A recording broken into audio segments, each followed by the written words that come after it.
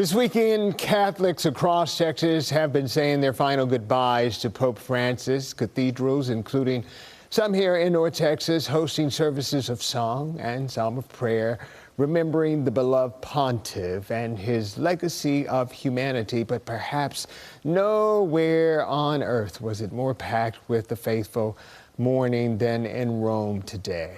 The Vatican sharing these satellite images of some 250,000 people filling St. Peter's Square for the Pope's funeral and later as he was laid to rest in a humble burial. CBS's Tony Aiello reports. Many of the faithful called him the People's Pope, and 250,000 turned out Saturday in St. Peter's Square to say farewell to Pope Francis.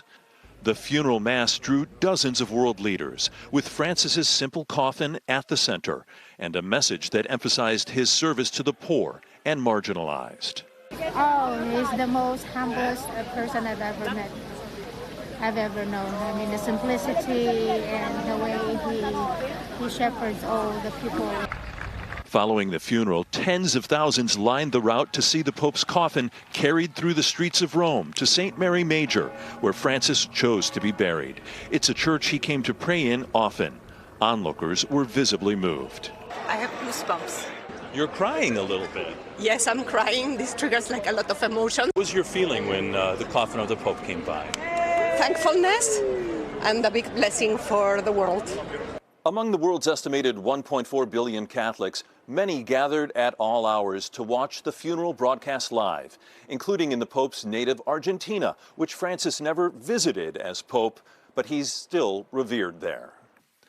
Just before the funeral, Ukrainian President Volodymyr Zelensky and President Trump met privately within St. Peter's to discuss Russia's war with Ukraine.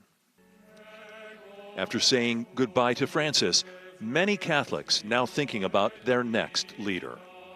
Well, my expectations are a similar type pope, but maybe a tad more conservative for the church. The cardinals will gather as early as May 6th for the conclave to elect the next pope. Tony Aiello, CBS News, the Vatican.